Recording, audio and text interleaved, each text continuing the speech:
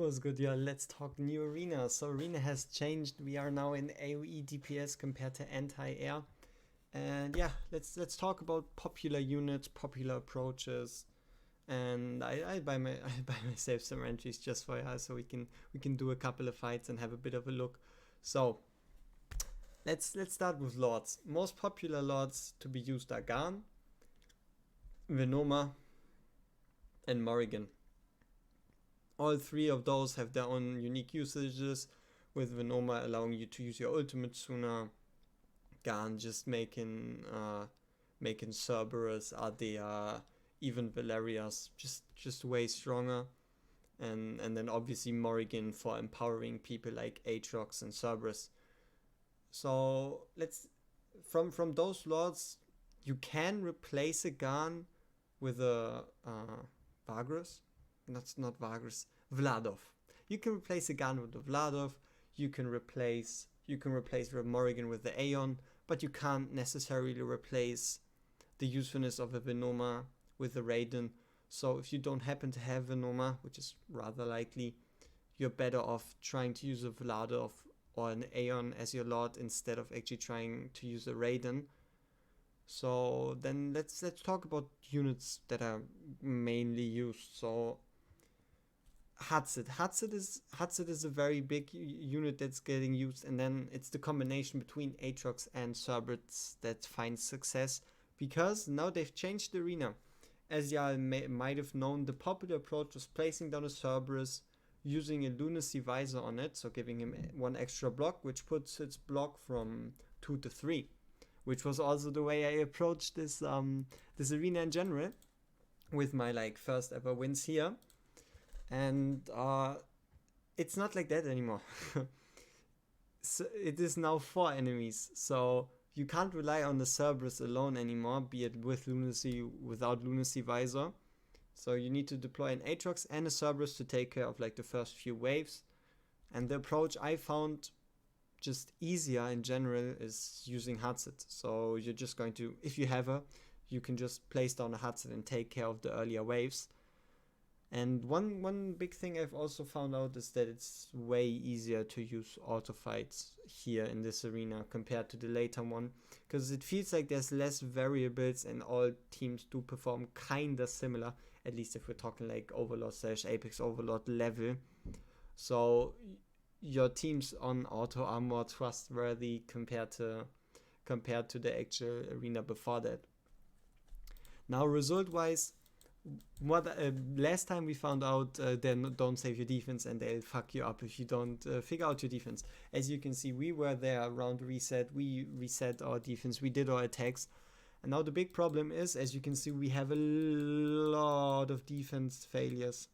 And those defense failures, besides starting from here with the wins, actually come from the fact that your first attack you do actually sets your defense, and it takes apparently between 10 to 30 hours for your defense to change to a different one. So what happened was, I tried playing around with Cerberus as a normal start, but enemies just go past by my Cerberus. So they just ignore my Cerberus, because obviously he only had 3 block instead of 4.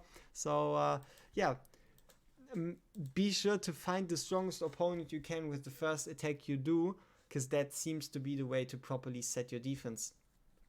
So enough of talking here. So yeah, key units. Besides Aatrox, Cerberus, obviously Boreas. Boreas is really strong for this arena. If you have Boreas, there's no way you're not going to use him here. And especially in the combination with Venoma, a Karmat can also shine in dishing out some damage and taking care of the enemies. Then other interesting units are, because you're using Boreas, I also finds a place, which is also the reason why I use I mainly use her because you don't really see her anywhere besides Gear 1 and maybe some Void Drift, and I just have fun using her. And then Ardea. If you have an Ardea, Ardea is also going to perform significantly well as Valkyra also being an option to use. So let's buy some arena entries, go in and play some arena. Who do we challenge? Let's just challenge this team over here. We're going to play them manually. I could also auto them. I might auto the later fights, but yeah. So the biggest difference to the arena before is that you now have a tile over here. So that's also the tile I'm using. Don't ask for any specifics, but I I just place my Hatset there because it allows her to hit enemies for a longer time while they're moving all the way over here and then even a bit down here. So yeah, with the Hatset you get the early lead. Even if they use Aatrox and Cerberus, if you use a Hatset on that tile or even a Hatset down here, you're going to get the early lead when it comes to doing damage. So something like this might happen. They might straight up lose, but this does look like a non-set defense. So we can't really take this one as an example of what works or what doesn't. So especially considering you have a Venoma, you can just let's try play around a bit with Hatset placements. I mean, we have a couple of fights. So I want to keep this spot open for Karmet later. So let's see if we can't just use a Hatset over here to defeat those enemies even a bit earlier. That is not good. That is not good. The fact that this guy survived with like 1 HP is that's going to hurt. So there's two choices. Either we instantly lose or we are able to place down our Boreas. Let's see what happens. Alright, we were able to place down Boreas and I probably shouldn't have faced him backwards. But mistakes were made and that's the way the game is to be played. So, yeah. If you want a higher time for your Hatset to do damage, if you want a higher chance for your Hatset to actually take out the enemies, make sure to use her over here. It is just safer than so she can start hitting from here and then all the way down here instead of just from there. But yeah, besides that one, the only thing I can say is Boreas is fucking broken. He is absolutely ridiculous. Even if you leak enemies, Boreas is just going to take care of it. So here we're going to use Karmet and then just have him try to kill the wave as fast as possible. And after those fights, or basically after this fight, let's go a bit about gearing. Let's have a look a bit at how did I gear my units and kind of the reason why. So yeah, the reason I'm facing I like this is that it just makes it more likely for the crit hits to appear in the enemy's way because she can't place them down here, over here, over here, or over here. So it kind of eliminates a lot of tiles for I to place them on. I might even consider facing her all the way to the left, but for the moment, just placing her like that seems to work quite fine. And the only reason I is any viable here is mainly Boreas. Boreas is what makes I even just tiny bit useful, because those freezes in synergy with his ultimate are just pretty strong. And also delay is always good. The fact that you can delay the enemies buys your units more time to do damage against them. So that's also one of the reasons why I chose I. And I feel like she performs adequately, honestly. So yeah, this should work out in the end. It is pretty close as you can see, but that has mainly to do with the mistake in the beginning of placing Hatset the way we did. So yeah, first fight a quit, second fight Hatset ain't it. Let's have a look at the gear and then do the last 3 fights. So gear wise, your strongest gear should go to your strongest AOE. So in this case it's Boreas, and it would probably go down to Hatset next, and after Hatset you would end up with gearing your Karmet. And so we had kind of the same problem last time. I still don't think AOE marksmen are going to be the key here, because again they are super expensive at 22 cost. I know the difference between 22 cost and 19 doesn't seem to be too big, but it really matters in arena. So maybe Pelagios, especially with the Venoma, is able to shine, but I don't think Nyx is going to perform as well as she needs to, nor a Maul or Razak, even though Maul might be quite nice because his rage is quite low, so he's going to be able to attack faster. So yeah, strongest gear is going to be on my Boreas, in this case a Tear of Twilight, because we're not running a Dolores as you've seen, so we do want as much attack as possible and rather lower crit damage. So basically, you already know the damage formula, right? So we need to overcome the enemy defense and then multiply that number with the crit damage. So we want to push our attack higher so our crit damage can multiply a higher base value. Only reason why we're only sitting on around 200% attack is because we have a Tear of Twilight to kind of make up for the loss in attack. And besides that, we have obviously a lot of crit damage, mainly attack percent, crit rate, attack speed. I'm not quite sure why I have an attack speed piece here. Let me actually check if we don't have something else. No. Alright, so basically Boreas is strong enough, and our crit damage piece, our only one that is like really good, is mainly on Karmet, because Karmet is kind of struggling with dealing enough damage against enemies, which is why I put like my kind of better pieces on him.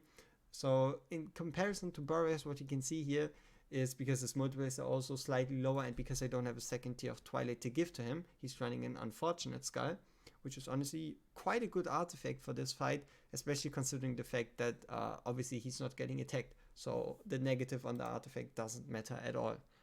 So we're running double attack percent with the crit damage piece, and then again attack percent on every single piece as well as an attack based set. So that puts him at a total of around 17,800 attack, which is rather high. And then Hatsid. So for Hatsid, I went with a bit lower attack bonus, but still the same approach as Karmet, double attack percent with an attack set. But as you can see, we're missing attack here on the weapon in exchange for some more crit damage. And as you've probably already noticed, our crit damage is pretty high at plus 221%. And then we have an Aegis Gaze set as well. So also the chat choice, so Aegis Rev, so she needs to hit more enemies to build up some more crit damage. It's also one of the main reasons why I place her on the top left instead of normally at the bottom, as you've seen. Aegis Gaze is mainly there to allow us to go lower in attack and higher in crit damage, to kind of try to justify the way we've geared her. Venoma pretty much has kind of whatever-ish gear. She doesn't really come into play, nor came into play through the times I've played, though I'll just give her a curse set so she can have an instant impact, because she's going to be placed rather to the end. That's also something you should consider. If you're running, for example, Soulborn Arcana, it's better on units that you place earlier, and a set like a curse set is rather something, or wisdom set is rather something you want to use on units that you play towards the end of the fight, where they're only ulting like once or maximum twice. And I over here, I is pretty much straight off out of my GVG set, also running the same approach as Karmet, so double attack percent, a single crit damage piece. Here missing some crit damage in favor of more attack, because she's an epic, she also needs more base stats, and then even more attack through the use of a Tear of Twilight. So yeah, that's my gearing approach. And let's see if we can beat Mr. 480,000 BP over here. We do have pretty similar teams, but a as you can see, a BP difference of around 50,000. And with the way Arena works at the moment, or with the way they've changed Arena to work, it is now you fighting the BP of the defending team. So the enemies you're fighting is always based on the BP of the defender. Before that, it was like you take your BP, the enemy BP, and then based on like the average score is what you battle on, which is why you could run teams with very low BP to drag down the BP to make the enemies die faster, which was kind of a trick you could apply in Arena, which doesn't work now anymore. You're now fighting enemies based on the strength of the defense. So to make your defense stronger, one of the things you can do, if you're not really sure about the composition, is just try to use legendary heroes to push your BP as high as possible, which makes it more difficult for the enemies to defeat your units.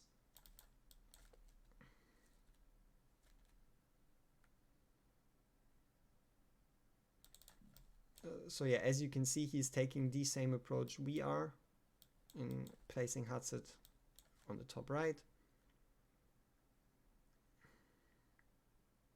And here you probably then rely on like a Cerberus, but the big part about Boreas is the fact that you don't need to. He's just that strong. So we're just going to use a Boreas, same as what the enemy does. Alright. Ooh, his Boreas is doing more damage than we are. Sad.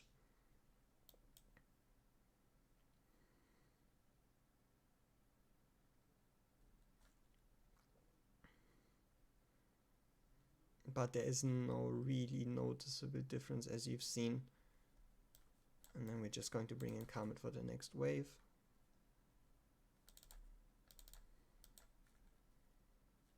So this is the reason why I keep the spot open here, especially with someone like Comet, or pretty much any mage in general, unless it's Boreas.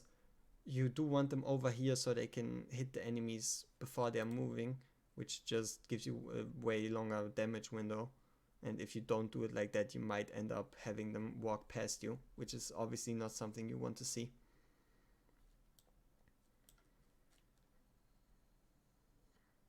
So for this time, let's actually try to create some stronger, but no, I'm probably going to stay with the way I am. So yeah, we're going to place her over here again to try to block as many tiles as possible, so she actually places her bombs where we want her to do.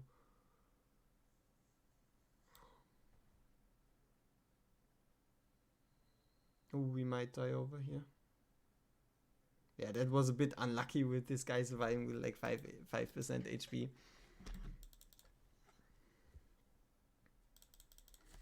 But yeah, as you can see, honestly, we probably would have needed to give our Boreas some more attack.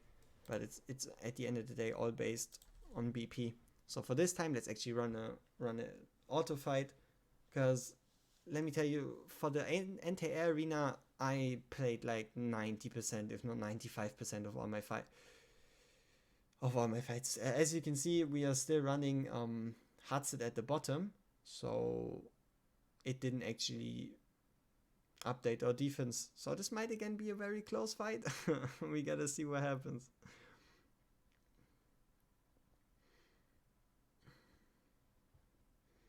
Yeah, in general, mages are going to reign supreme. Viana is also going to very much find a way in this arena. And if you place her over here, she should already be able to do like tick damage, and then once they start moving, you should be able to execute them. Again, biggest reminder, if you think about using Cerberus, do make sure that you have an Aatrox with him, because Cerberus can't actually defend against the waves by himself. So yeah, that win again looks like it goes to us. And then because I don't like the auto fight for the last fight, I'm actually going to play it myself one more time. Alright, who do we pick this time? Let's fight Hudson versus Aatrox Cerberus approach and see who comes out on top. Because I feel like the Hudson approach is stronger, because she's just able to kill the enemies faster compared to Aatrox Cerberus. And that just buys you those early points. And we ult over here. So yeah, as you can see, those are barely alive, but it really takes the percentages. Especially this last one. I've noticed this last enemy survives a long time against the Cerberus.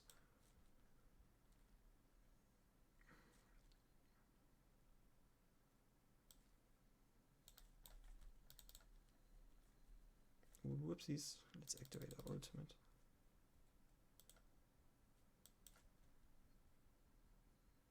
Come on.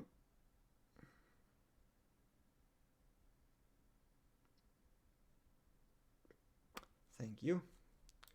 Took long enough. But he should still be able to take care of this wave around his ultimate over here. So with the Boreas in second, you should be able to deal with both waves. He should hit about now and should also one-shot. Okay. we might need to reconsider building our Boreas then. Probably some more attack with the way it looks.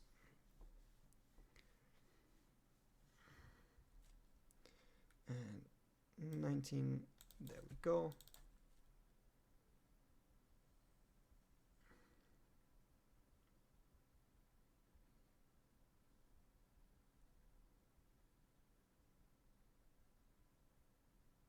Yeah, he should take care of the straggler there, and we don't need to use Hudson's ultimate, because Comet at least is able to deal with the enemies.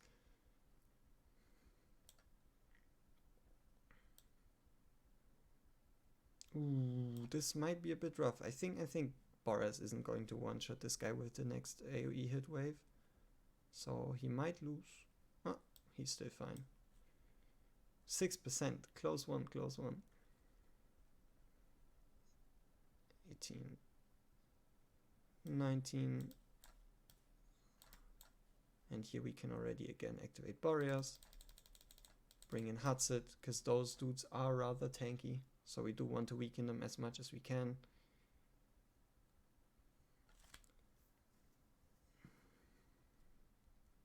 Ooh, this is going to be quite close. So yeah, I is doing her job quite well, placing down those freeze things. It's going to be a bit head to head. Let's see how this ends up. But yeah, the stopping power between I and Boris is just massive. It really reduces the risk of you not being able to deal with the enemies and then running through, because those freezes over here just keep him in place so nicely.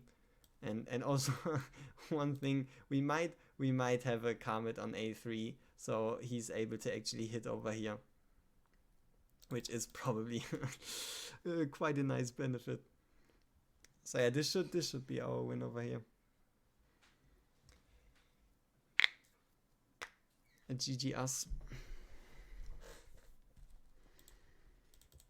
So then as the last thing before I end this video over here, let's give Boreas some more attack. And besides that, what I'm going to do is obviously take a closer look, see if there's like any other strategies that like establish themselves, and then definitely make a second video if they do happen to come into being. So we're going to keep up Boreas like this for the moment. Appreciate it.